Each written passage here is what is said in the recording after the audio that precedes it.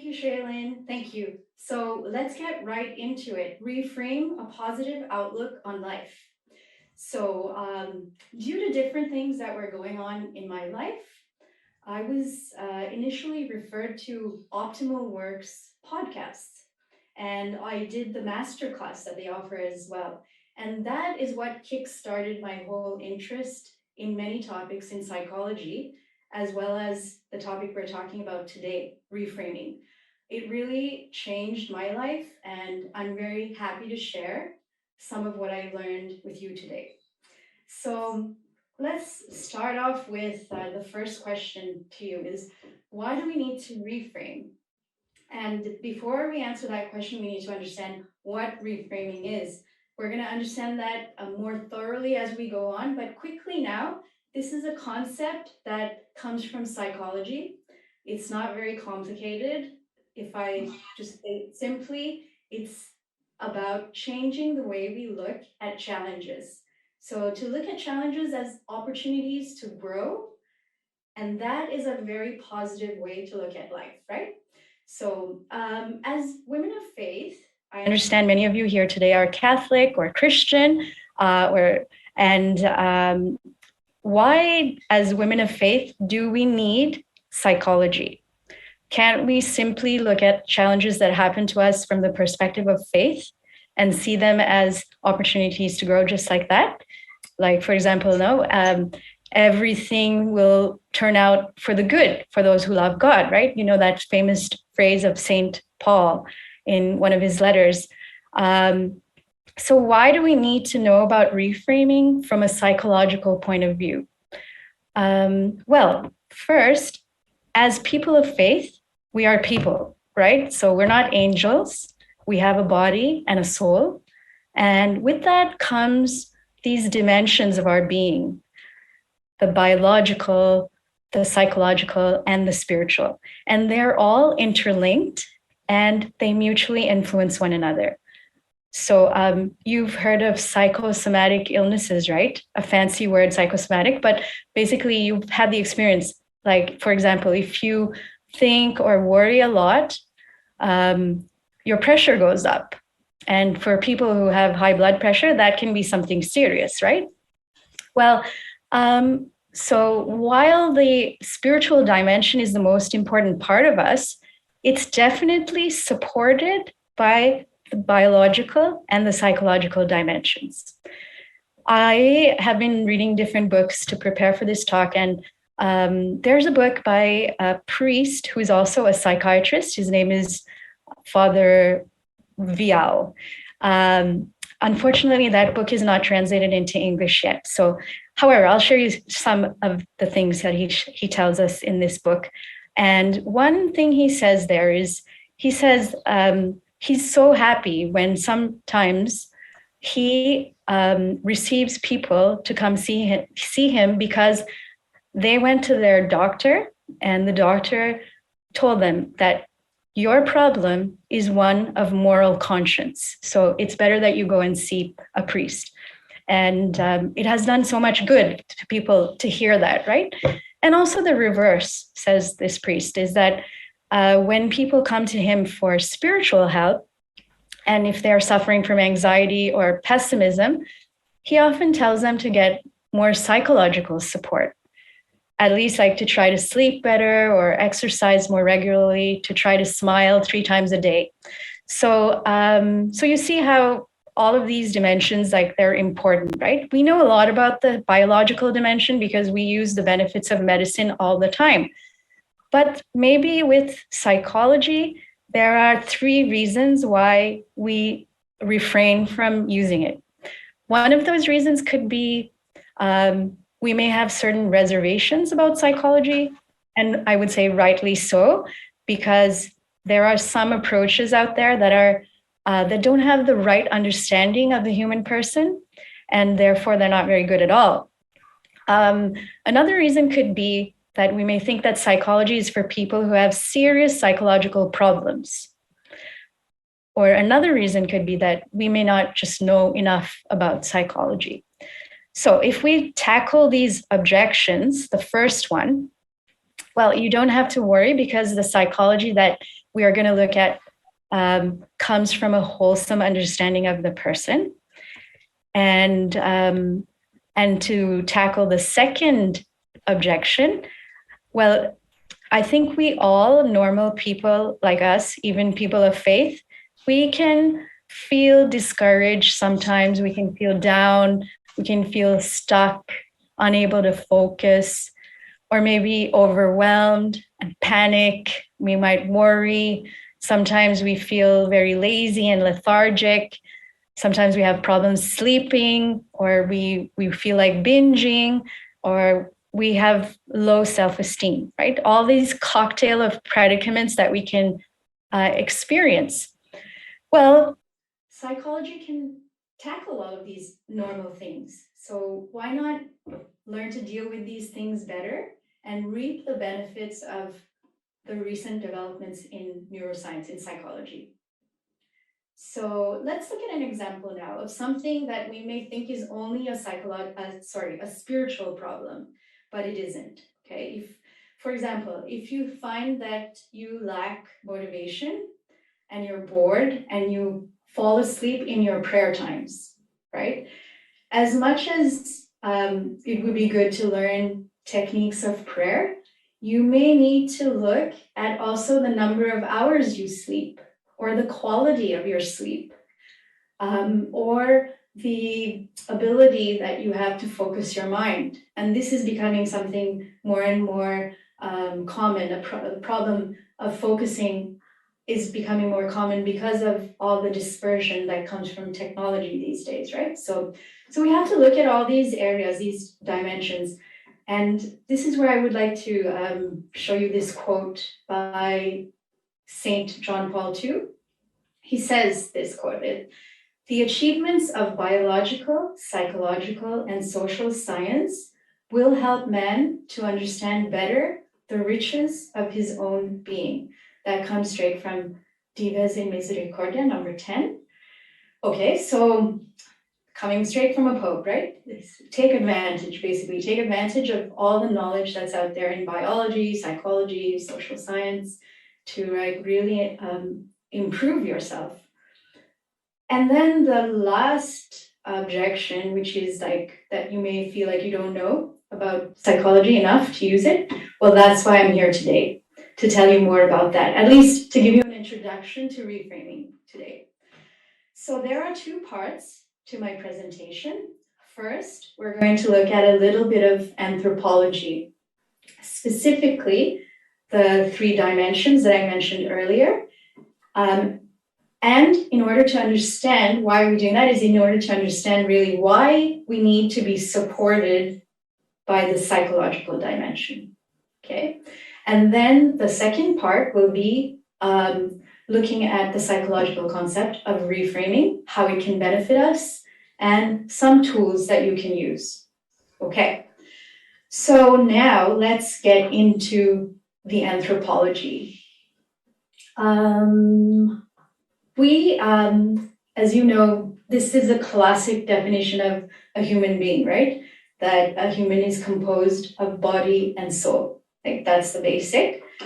Now, we can also classify in a different way so we can understand better. Okay, now the classification that I'm going to use comes from the book of Genesis, right? Which was written in Hebrew. So when referring to the human being and the dimensions of the human being, Genesis uses 3 words: basar, nefesh, and ruah, right? Basar means body. And so body, the somatic, the organic, the material, the most visual element of the human person.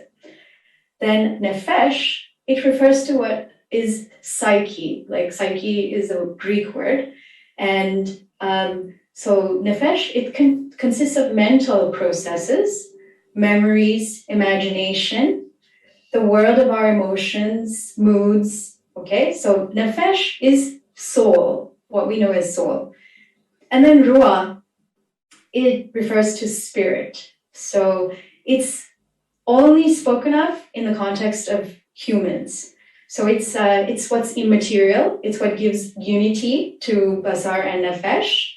It's what allows us to ask about the meaning of life, to deeply understand the world and us, and to be able to dialogue with God. Now, in the book of Genesis, they interchange those terms. Like those terms, the two terms I'm referring to are nefesh and ruah. They are used interchangeably. Although they have their proper definitions, they are used interchangeably in the Bible, in Genesis, to basically signify the unity. We can't actually like dissect everything because, like I said, you can't isolate one part.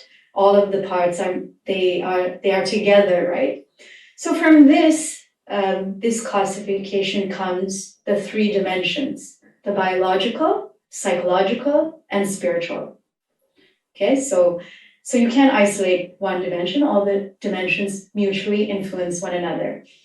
Now, quickly, we can talk about the biological dimension.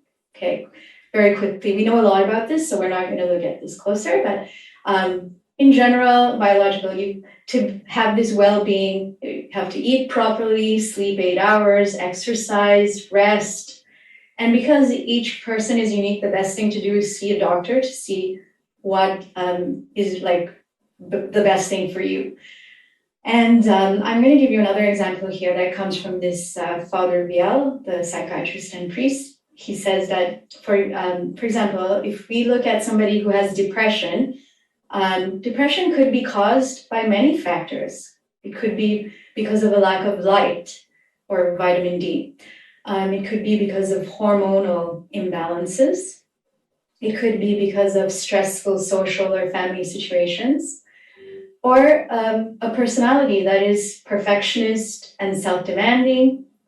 Or it could also be like from those more spiritual aspects, such as like the meaning of life, your attitude towards life, your identity, self-esteem, the coherence between your values and your actions. Because in this point in particular, if there are inconsistencies, it's like an earthquake that can really bring people down, right? So now let's just go over to the spiritual dimension, specifically how it can be supported by the psychological. That's what I want to look at here now when we look at the spiritual dimension. So just now we saw that that the spiritual dimension is what allows us to ask about the meaning of life, to understand the world and us in depth, to dialogue with God. So as women of faith, we may be praying, going to church activities, organizing many things, but we have to ask these two questions to come back to the essentials. Is there meaning in my life? And do I have a sense of purpose? Because it's very possible that we could be doing all those things as women of faith, but maybe we don't have that meaning of life and sense of purpose. So that's very important because it's a great source of motivation and positivity. So that's now, I'm going to talk about like, how do you find meaning and purpose in life? Let's look at these words from Viktor Frankl. He's the author of the book Man's Search for Meaning, where he shares his experiences in a concentration camp, and he's a Holocaust survivor, right? So he says, what is important is not so much what you expect from life, but rather what life expects from you. I thought that was a very, very good quote, because what he's trying to say here is it's not about what life is going to give me, whether I have an easy, comfortable life or whether I have a difficult and uncomfortable life. It's not about that. It's about what I can give life. It's how I help the people around me, whether I'm a light for them, whether I comfort them, whether I share the truth with them. So in fact, we grow spiritually when we deepen not only our bond with God, but also our bonds with people. I'm sure you have come across people who say they are spiritual, because they read spiritual books or they go to classes about the faith, but they're really not great human beings, right? They're lazy, they waste their time, they have no professional goals, they don't know how to interact with people, their own family and friends. They basically never worked on their character, right? So it's very difficult for them to be really truly spiritual people, even if they think they are, right? And well, as people of faith, like it's true we are spiritual people to start off with, because we start out with a positive outlook on life, since we know that God is a Father who loves us. And we try to love him back through our struggles to be better and to love others more. But now what we're going to look at is how can we make these struggles in life more positive? How can they become opportunities for us to become great human beings who give to life? So when difficult things up, for example, we can bear with them and offer them to God, but also they can help us to grow in qualities and virtues like patience, generosity, cheerfulness, the list goes on. So if we can say, like, ultimately growing spiritually is about love and service, actively seeking others and sacrificing for others. And another thing about our daily struggles is that we don't change overnight. So how do we cope with that? How do we understand how to keep going? How can our struggle be smarter?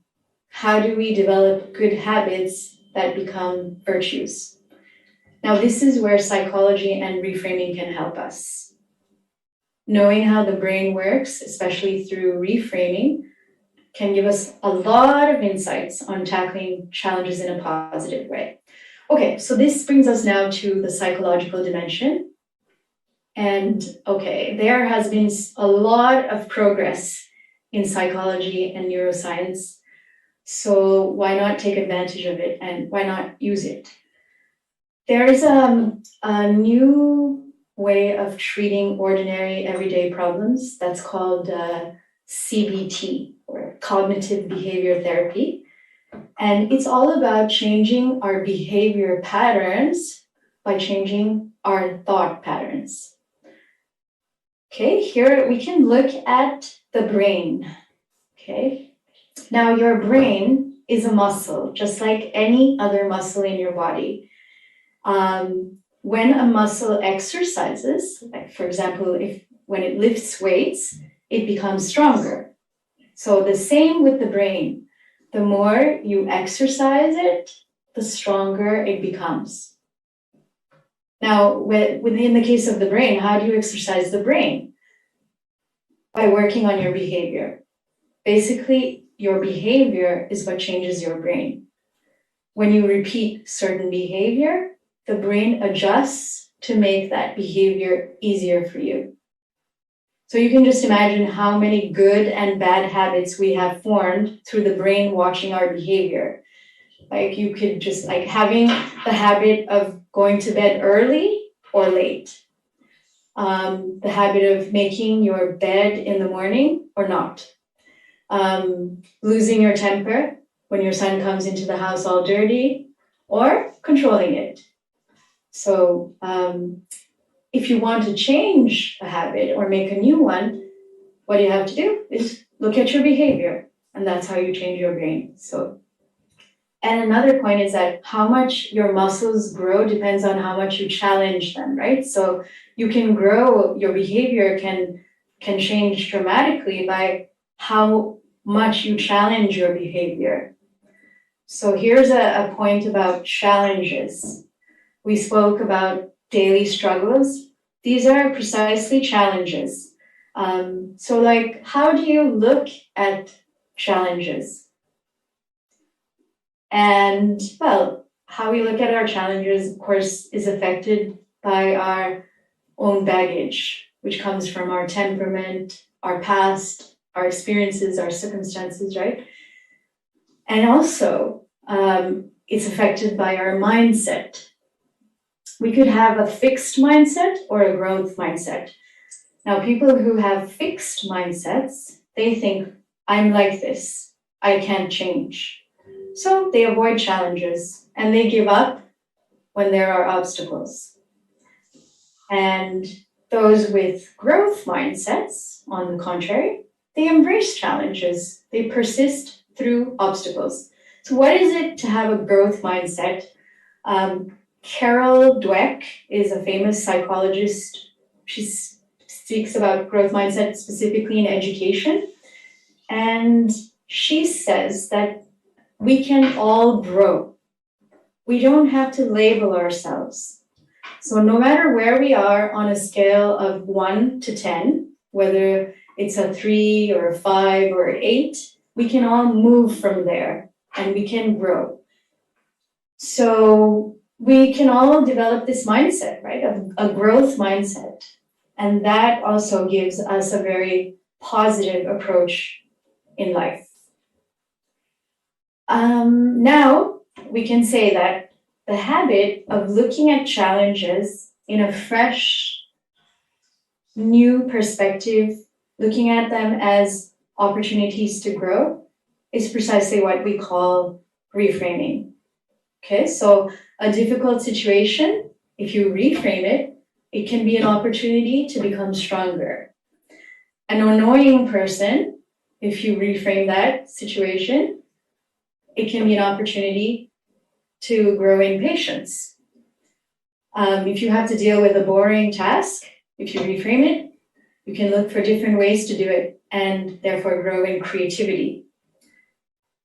You can reframe or discover this growth opportunity in so many things, in events, experiences, thoughts, ideas, emotions. Okay, now we know what reframing is, but you of course know that the process of growth is not easy. Expect discomfort while you put into action what will make you grow. But we can actually look at this discomfort also in a positive way. In fact, this discomfort is not a bad thing. It's actually the price that you pay for growth. It's a sign of actually success, not failure. It's a sign of growth, of growing stronger, of making progress here. I'll give you an example shortly, but I just want to say that discomfort, don't dread it, because the discomfort you feel while you put into action what will make you grow, that discomfort that you feel at that moment is what makes you the most malleable. Like, you're the most shapeable in that moment. It's when you can grow the most. So we just have to think, like, this discomfort that we feel is, that moment is the worst it's going to be. It's not something permanent. Now, on the contrary, if you flee the discomfort by looking for relief and do what will not make you grow, the next time the discomfort is going to come back, and it's going to come back stronger and stronger. So the only way to break the circuit is to accept, be patient, and welcome the discomfort. Okay, I'm going to give you an example now. Let's say that your husband humiliated you, saying that you are a terrible cook in front of all your guests. And we're not going to judge him. Maybe it was just a joke, or I don't know. We don't know why he said that, but you definitely feel the humiliation. And this, like, in you, it's going to be a very strong and terrible feeling. But you think, okay, I want to do the best thing to grow. So I'm going to stay composed. And later, when I'm calmer, I will tell him about this. I'm not going to say anything right now. So you still feel that discomfort, right? You feel humiliated. And that could really make you get angry and want to tell him off right away to get the relief from that humiliation, right? But you decided, no, I'm not going to do that. I want to grow, right? That's a really good start. It's a really good start. But so what do you do with the discomfort? This is another little point that's interesting, is that do you just distract yourself from the discomfort? Or, in fact, you could accept that discomfort. You could welcome it. You could feel it. We know through how the brain reacts to such behavior that the more you welcome that discomfort, the more you're telling your brain it's okay, this is okay. So the faster it leaves, right?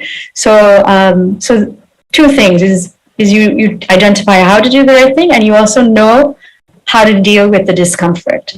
So you see how we have also reframed discomfort. It's no longer something negative. It's not something we're going to look at negative, but as something very positive. So the next time you feel like complaining, or you dread facing a challenge, you resist progress, or you feel stuck in reluctance, just feel it. Feel that discomfort, smile at it, and just keep going. Nothing's going to happen to you with the discomfort. You're not going to die from it. You will discover that you really ultimately don't need to be controlled by your discomfort. You'll discover this new freedom of not even having to be controlled by your own negative attitudes, that you can, it's very compatible to have an attitude that's negative, but still do something positive. Okay, so another important point about reframing is that reframing is not just positive talking or positive thinking. It's not about saying nice, positive things like repeating a mantra. That actually doesn't really change much. It might calm you down a little bit for a bit, but it doesn't make things better. When we reframe, you actually identify the way that you can grow, and you concretize it, and then you take action. And your brain, when your brain sees that, your brain knows this is something good. It's not like something fake, like just positive thinking. So in that example that we looked at just now of the humiliation you felt when your husband said that you're not a good cook, well, you could just stay there and say, everything's going to be okay, everything's going to be okay, everything's going to be okay, and repeat that. But that's not going to change anything, right? But what you're doing is you really identified what is the best thing to do. You're not going to get angry in front of the guests. You're going to wait till you're calm. And for the moment, you're going to react with a sense of humor, laugh about it. And then when you're more calm and when you're alone with your husband, you will talk about it. You're not going to pretend that it didn't happen. You're going to address it, but serenely. And in that way, you grow in communication skills and also in conveying your message in a very serene way. So now just to make that point clearer, we can say that the brain really changes through reframing because it really discovered something positive and true and good there, right? Because you really see that I can become more patient by tackling this situation. And when you do this action over and over again, your brain then actually makes it easier for you to do it the next time and then the time again. And it also in general makes you a person very capable of taking on challenges. So reframing really helps you to live with more confidence and optimism, to live with a lot of freedom, with a lot of psychological flexibility, because you don't feel like you have to control everything, especially the things that are outside of your control.